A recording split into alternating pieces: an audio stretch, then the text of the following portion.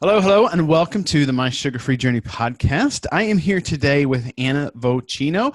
Anna Vocino is, most of you guys know that my love affair with Vinny Tortorich, how he was really instrumental in me kind of starting my own weight loss journey, losing 200 pounds, and his no sugar, no grains approach was really the first step to me becoming, a keto guy, I guess is what you call it. But his wisdom was really kind of those first couple steps of me trying to figure out what it is I needed to do to get my life right. And Anna Vocino is joining us today. And Anna is his co-host on, I believe, the Monday podcast. They all kind of blend together after a while. And so I've been listening to her for probably 5 years now. And so it was exciting. A couple years ago when her first cookbook came out, and I was able to have her as a guest on this podcast. And here she is again, and she's got a second cookbook. So Anna, welcome to the show. Thank you so much for having me. Yeah, I couldn't stop writing recipes. And so might as well write more and put them into another book. That's good. And I really appreciate people who have a passion for that because man, I just eat the same like four things. I think most of us do, given our druthers, and it is a really good idea. Even just to change it up. But even if you just look at the recipes and get some inspiration, I mean, I try to tailor both books as like they're. I want them to help somebody who's never really spent a lot of time in the kitchen, because we have a lot of those folks who just they eat processed foods or they pick up drive-through on the way home. And I always said, like, it's a rough day when, like, as a mom, you'd be driving the kids everywhere and you're going to get drive-through food. And as you're going to that drive-through, you're throwing out the drive-through from earlier in the day. Exactly. And then you're like, oh God, you don't want to dirty what your is car happening? Out. Yeah, exactly. Like, get it out. If it's not in my car, there's no evidence. Which we all know is not true, because the evidence is you carrying it around on your body or it making you sick, But listen, I've been there many times. You're throwing out the drive-through from earlier in the day, and you're like, "Oh God, the shame." Yes. So I wanted to have a lot of recipes for people to get back into the kitchen. I wanted them to be really good comfort food so they can make it for the whole family and not feel like the family's going to go, ew, this is your diet food, mom, or what. I'd never want that. I never want food to taste like diet food.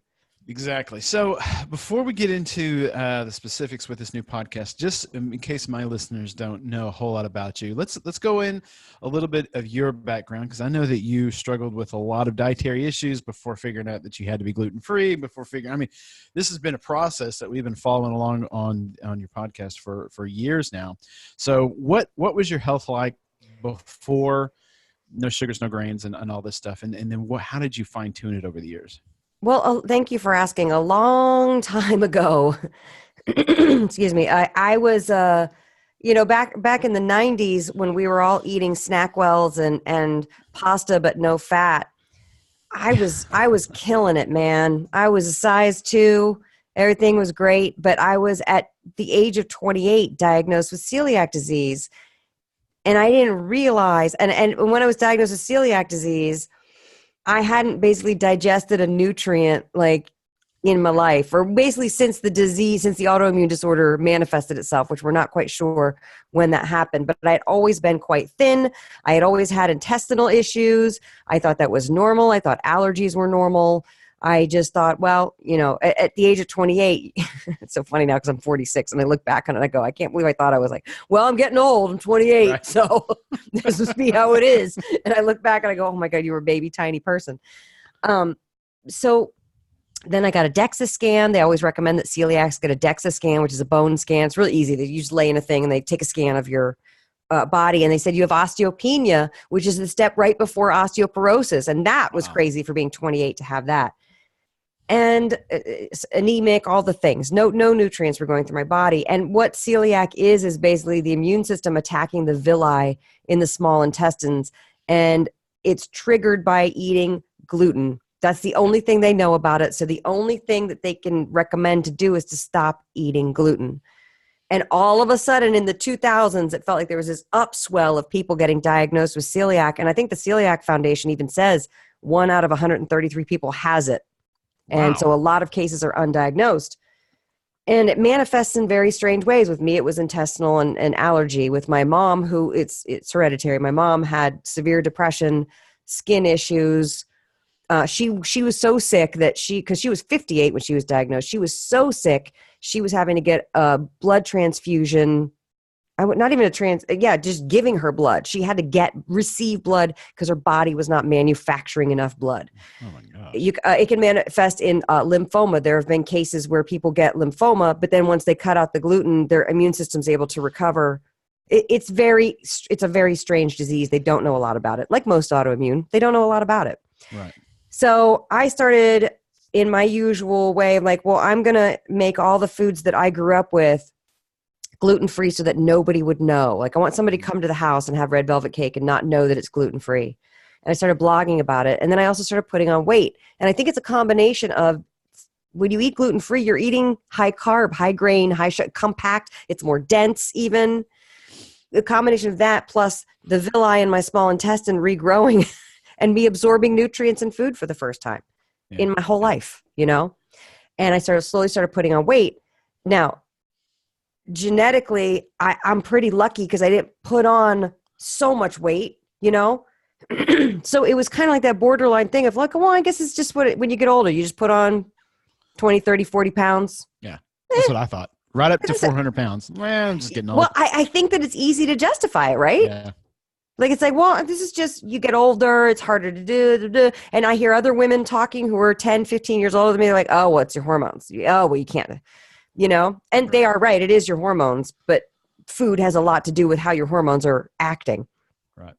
So I met Vinnie Tordrich in 2012, and he said to me, start a podcast with me, which meant I need to start a podcast for him, which is what happened. And actually, when you started listening, I was still producing, and we were doing 3 shows a week together. And then it just became too much. So I do the Monday show. Now he does 4 or 5 shows a week. Yeah. And so we did that, and we grew this podcast. And apparently there's an audience who was literally and figuratively hungry for this information. Mm-hmm. And I changed all of my recipes to become NSNG, no sugars, no grains, with the exception of the dessert chapter, which we can talk about if you want. And it's kind of a paradigm shift because it's not a diet. Yeah. It's a way of life. It's a lifestyle. It's there's no counting. There's no, once you get familiar with what it feels like to eat real food, you're not counting fat grams or carb grams or calories or weights. You're not, Yeah, I totally get it. And thank goodness for that, because I have over the years, every once in a while, tried to like track things. Sure. And it usually lasts about 2 weeks, and I forget this one and don't think about that one, and then it just turns into a train wreck. And do you do the thing where you're like, I'm going to start tracking, and then you start to become quote unquote good. You won't have the thing that you would normally have because you're actually tracking it. Yep. And then you're like, well, that's not an accurate picture, because you're going to go right when you're done tracking, you're going to go right back to eating the crap. Yeah. Yeah. Definitely done that. All those little psychological tricks. Oh yeah. Everything, all of it. Play with yourself is it's something. So it really has to be something that's easy. It has to be something that you could do long term. It has to be something that fills you up. I mean, that was always the problem with a lot of the things I was doing. End of the day, if you're hungry at the end of the day, there's only so early you can go to sleep. Try to avoid the hunger pangs. So totally. You got to do something that's going to work long term. So yeah, that's why I was really astounded when I started listening to Vinny. I started just cutting out. First it was just sugar, and then it was sugar and grains, and then it was slowly over time going more and more ketotic. That it was it was just you were full. I mean, you were really you were full the whole time. And it's interesting too, because like they're not real in touch with what the food is doing. Right.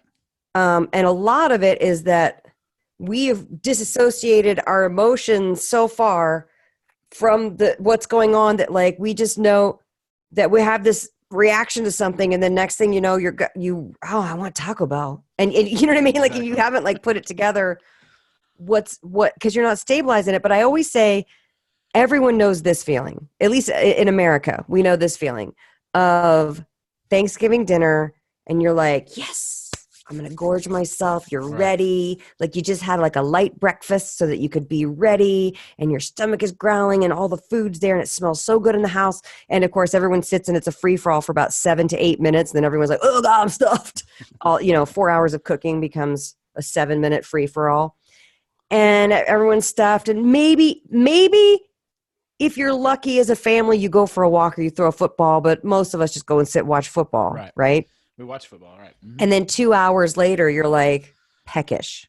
Yeah. Or let's say even after pie, you're peckish. Mm-hmm. You're peckish. How can you be peckish? And that is what sugars and grains do. They make you start rooting around, sniffing around and opening the fridge. Maybe it's time to make this turkey sandwich. When you don't really need that food, but the hormones make you think, and that's what hormones have to do with it. So, and if you're doing that every single day, and then you keep eating the same kind of foods, we're all in trouble. Yeah. It can't be Thanksgiving every day. No. And that's essentially what's going on with most Americans. They're just eating and eating every 2-3 hours. They got something in their mouth. Yep. And it's me too. I was the same way. Yeah. It's a hard not realizing what was going on. Yeah. In fact, I've often wondered if maybe there would be more utility instead of like tracking what you eat. I've often wondered if there would be some value in tracking what you're hungry for. So like, if you're like, okay, I wish I could use Taco Bell, and you start tracking that. Right. And then maybe you could start seeing some patterns. Okay, at 3:00 every day, I'm hungry for this, or I'm hungry, start seeing things. And I've never seen anybody do that. Because it would be hard to kind of correlate what you're hungry for versus what's gone on, in the 2 or 3 hours before that happened. But I've often thought that might be more useful information for most people than actually tracking what goes into your mouth. But I'm so down with that. I have a process that I actually talked about in the bonus materials about belief work. If you can look at something the day before that made you feel uncomfortable or angry or ornery or frustrated or sad or guilty or whatever it is, whatever negative emotion that thing made you feel, you can kind of tie it back to then what was your immediate food urge? Because most of us have food addictions tied into when something bad happens. We all say, no, I use food to celebrate. And I would challenge that in the sense that, yes, of course we do, and food should be used to celebrate. But I would challenge that and say but on a day-to-day basis, when there's no celebration, we're just going through the day-to-day of life, we're using food to self-medicate and to soothe those emotions or those negative beliefs that come up, or whenever we feel less than. Yeah, I figured out that mine was I'm too cheap. Like if food is free. Oh, that's interesting. Yeah, like if food is free, I really have a hard time. You go and you want to. I had an omelet for breakfast this morning at a little place while I was waiting for my car to be able to be dropped off.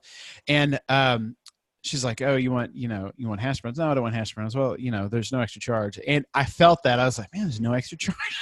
What am I doing? I don't want hash browns. No, get away from me. Well, because if you put them on the plate, it's way easier to take. I'll just take a couple bites. Yeah, exactly. And then that turns into really 5-6 bites. The next thing you know, half the hash browns are gone. I'd eat the whole thing. I mean, if it's there and it's free and it's available, I mean, I'd eat well, that's an issue too. And I feel like, frugality is a wonderful quality.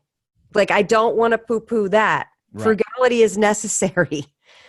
And taking a look at how you're expending your money and your energy is a necessary thing, but not at the expense of, well, I'm going to eat that thing. Yeah, not at the expense of your health. Right. Exactly. Yeah. So that's one of those little challenges. If somebody's giving away, like, there's bowls of candy that's free to pick up, that's something every once in a while it'll come back, and I've really got to watch that, and I've got to make sure I go away. But it is, and even that took me a long time to figure out, because I wasn't able to recognize that pattern. I just thought, I was hungry for, whatever, the bread on the side or whatever, but it wasn't. It was just free, and it was there. Yeah, there's a big belief a lot of us carry around, especially with the Judeo-Christian background, which is it's shameful to be wasteful. Yeah. Yeah. And so that's probably a lot of it. Yeah. Yeah, it is. And it's not, there's not a terrible belief. It's a great belief. Like, we don't want to be wasteful, but then again, like, look around most of our houses, we all have crap we don't need. Oh, yeah. We all have, you know what I mean? So it's like, dial it in and figure out where it works for you and where it doesn't, That's exactly right. Yeah, anyway, I won't tell the story, but there's been many situations where I've had to kind of physically stop and go somewhere else and maybe, get away from something. It's just, it's hard to, but that whole process has made me a lot more sensitive to people that do this. Say they'll do it long term, and then the wheels will start coming off a little bit. And I get it's those old patterns. It's those old mental processes that come up, and they're hard to deal with if you're not looking for them. We talk so much about don't eat this, eat that, but I think there's really a lot of work that needs to be done, and don't think that, think this. And that's just as hard to do than it is to figure out what needs to go into your mouth. A lot of folks write me or post in my Facebook group, I just want to be told a list of things I can eat and a list of things I can't eat. Yeah. And I go, I totally get that. And that's because we have been brainwashed to think that if someone else, this father knows best thing, this like diet industry knows best, if they just tell me what to do, I'll just do it and follow it. And then everything will be fine. Right. And the thing is, it's not binary. And the thing is that once you start to peel back the layers of the diet mentality onion, you start to realize, oh, I can actually make the decision. And what's physically happening when you decide to go NSNG and you cut out processed sugars and grains and you add in more fat is you actually stabilize your brain. Yeah. So you're able to peel back those layers without being like, oh, because any regular diet, and I've been on all of them, any regular diet has you're crazy thinking. You're either underfeeding yourself, you're overfeeding something strange, you're not getting nutrients, you're not getting enough fat to feel satiated. And so like you need that stabilization, which is exactly why I named the books Eat Happy, because for the first time I felt like that stabilization, that happiness. Oh, okay. This is what this feels like. Right. This is liberating. Then you can start to approach the mentality stuff. Absolutely. So the first book was a runaway hit, right? Eat Happy. I've heard nothing but amazing things about it. It did well. Yes. Good. Yes. Good. And I guess so well that you've come up with a sequel, Eat Happy 2. Yeah. Yeah. So let's get into this a was bit. What's this process like of creating? Oh, look at that! There I'm just casually here. This is for your. I was going to tell you, you look really good in that picture. Thank you. That's my friend Joanna DeGeneres, who is. I've only shot with her since 2012. Whenever I have to take pictures, because she makes me look real good, and a hair and makeup artist. I mean, come on, hair and makeup does wonders. Exactly. I guess I wouldn't know. I just shave my beard once a little powder. A couple months or whatever. The idea of creating recipes around this no sugar, no grains idea. Yes. How did you come up with that, and what made you want to? Because you could have just wrote a book with your story, and it probably would have sold pretty well as well.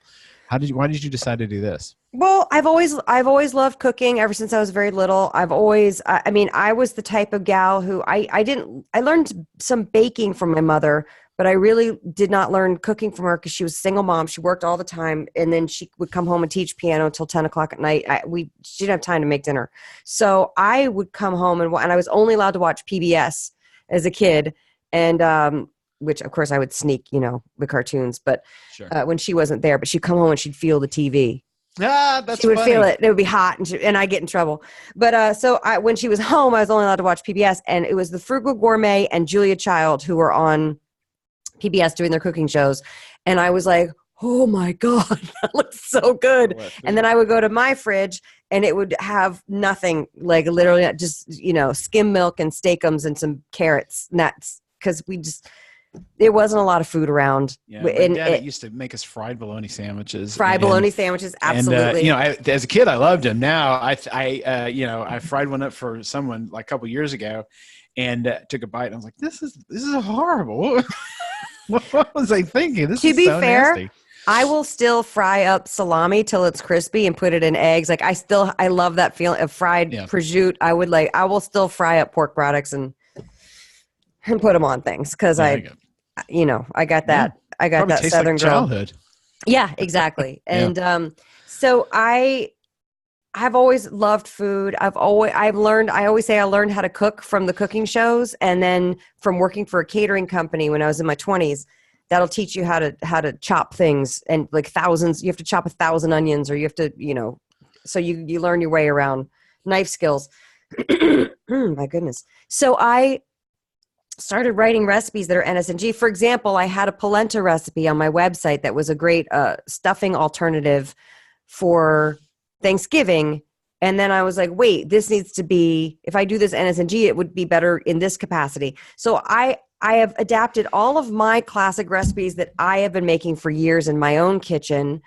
I have people ask me, hey, I miss tater tots. So what can I miss gnocchi. So what can I do? And then I was like, well, you know what? There are some things that we can do with cauliflower. So I make cauliflower tots. I make cauliflower gnocchi. That's in the current book. Amazing. I can't believe it is. It's a very versatile thing. And then it's funny because cauliflower mash in place of mashed potatoes, which is what goes on top of the shepherd's pie. And then I have people going, I don't like cauliflower. I figure out some other thing. So I figure out, well, here's parsnip puree. And then they write, parsnip has more carbs. And I'm always like, I don't think parsnips are what got all of us fat, but okay. Right. Exactly. So, keep the cauliflower. So I keep adapting. And like somebody just wrote me the other day, like a year ago, somebody said, my kid has an almond allergy and I can't make the pizza crust. And so that's when I came up with the cauliflower pizza crust. And then I came up with the pork rind pizza crust because I want to keep it a wide variety of things. I know a lot of people now have different food allergies. Yeah. And then somebody wrote, so I did a whole apple pie with just a coconut flour crust, which I rarely do because almond flour is a lot easier to work with. Right. But I wanted to have a crust available for the people who have the almond allergies. And then somebody wrote me, goes, I have a terrible coconut allergy. How can I make the apple pie crust without the coconut flour? Which actually reminds me, I need to write him back. So it's evolution. It's a work in progress. I personally, when I'm cooking at home, stick to a slow cooker or the grill. So I think that the next projects I'm going to come out with are a slow cooker / Instant Pot book and then a just grilling book, because I mostly just do meat and veg when I'm at home. And then I'll do fancy stews and stuff on the weekends. But for example, I'll go to a restaurant and I'll be like, ooh, I really like this. This is years ago. I really loved this chicken tikka masala. I want to figure out how to make that at home, but without the things and with these things, so I'll just kind of start to figure them out. Yeah. So my wife, we bought an Instapot about 6 months ago, and I've used it. I used it like 4 times to make roast, and wasn't, I was like, oh, it's just a crock pot, but quicker. Yes. And then my wife said, oh, I'm going to, she ended up watching some video about all the different things you can do with an Instapot. There's a lot of things. Oh, it's a lot of things. I mean, I think I only use it for like 3 things. She's been using it for pretty much all of our meals for the last. Oh, that's good. 2 or 3 weeks just to try different things. I mean, she's made chicken. And now, because we just got like a cheap little $50 Instapot because I didn't know what it was. Now she just told me our next. She wants to upgrade. $300. Some kind of Ninja Pot that's an Instapot. Oh, the Ninja fryer. Foodie. People. Foodie, yeah. So it's an air fryer. That's my next purchase. Yes. I will say there are a lot of Instant Pot recipes in Eat Happy too. And then all of the slow cooker recipes can be adapted in the old book. I have a lot of that on my site. But I use the Instant Pot at least once a week because I use it for whatever bones I have on hand. I throw in and I make the bone broth for the week in the Instant Pot. In fact, what's her name? Oh gosh, what is her name? Marie Emmerich. Yeah. Marie, she just sent me a keto air fryer book for me to look at. So ooh, nice. That's awesome. Yeah, everyone asks me about the air fryer, but I don't have one of those, and also I get yelled at every time I buy another gadget. But I'm also it does you good. Why are you yelling at me? You get to eat the food. Yeah, exactly. I bought a what do you call it? One of those sous vide sticks. It was a Nova. I forget what they call it, with the sous vide sticks. Mm-hmm. I've used it maybe a dozen times in the 2 or 3 years that we've used it, and it's nice. I love it, but sometimes I feel like I don't know enough about what's in my kitchen to really use everything to its full capacity. The sous vide. Like you. I spend most of my time grilling and just doing vegetables. I see. I'm so obsessed with my big green egg that I know I should even try the sous vide, but. Yeah. I love that big green egg. I am obsessed with it.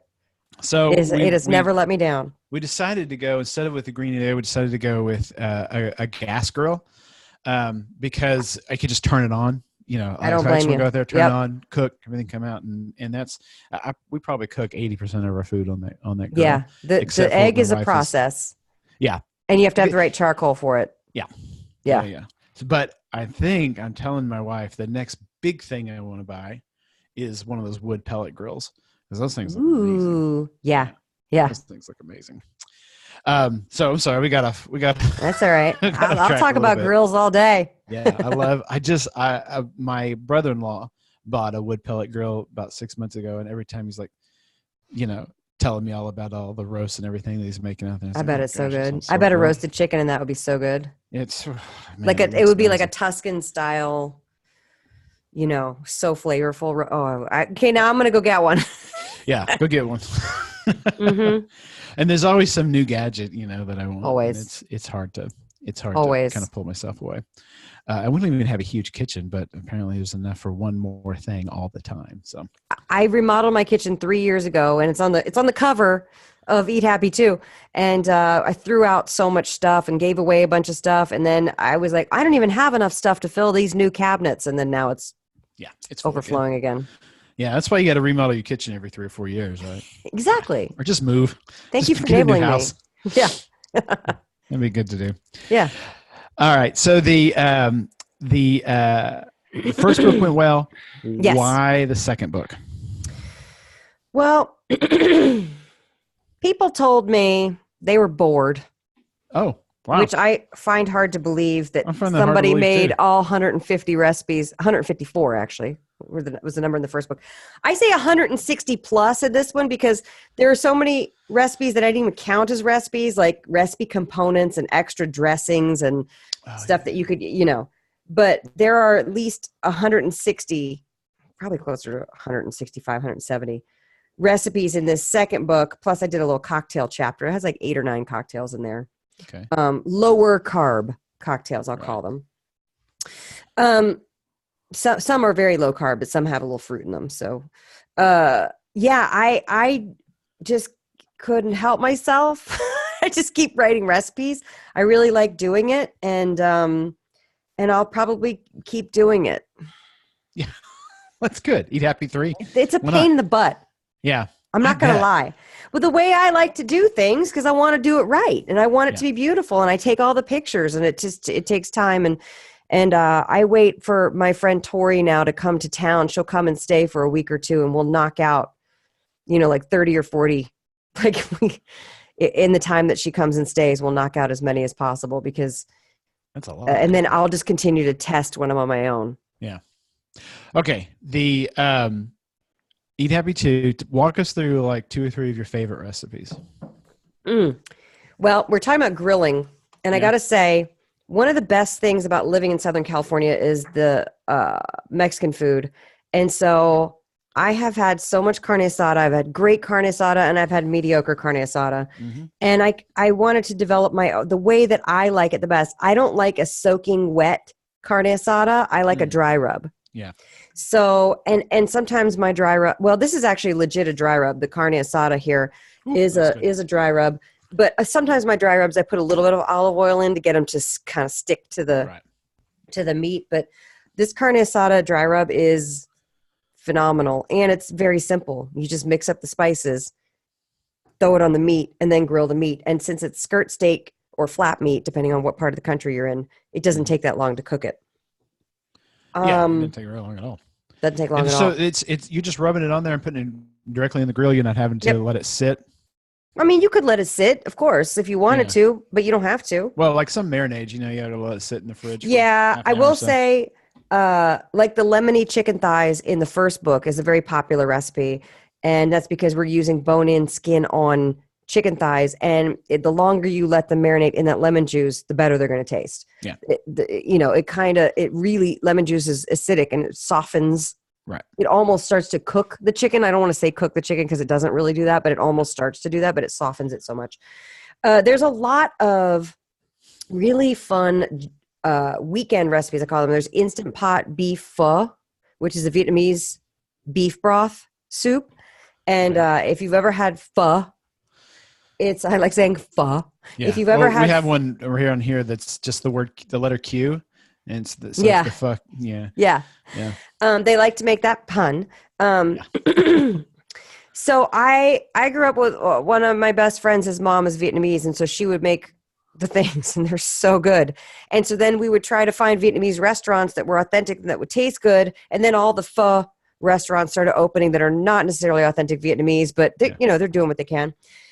Unfortunately, a lot of the soups, for me, I can't have the soy sauce, Right. and there's soy sauce and gluten in it. Plus, now we're not trying to do the carbs, so there's Vietnamese. It's called bun, which is a rice noodle. So technically, that's gluten free, but now it's high carb. So Right. I adapted it to not have hoisin. You can use gluten free soy sauce or coconut aminos if you want to, and to use zucchini noodles instead. Zucchini noodles. Yeah, that's what I was gonna. That's what I was gonna ask. Yeah, or you could use spaghetti squash noodles. Spaghetti squash. Yeah. If you wanted to do that. Yeah. So I don't know. This red and green chili is a Texas/Southwestern style chili. Ooh, that's good. It's rather good. Yeah, I love that one. I love. Oh, I know. Here's another Asian inspired one. Is the poke bowl, because poke bowls are, again.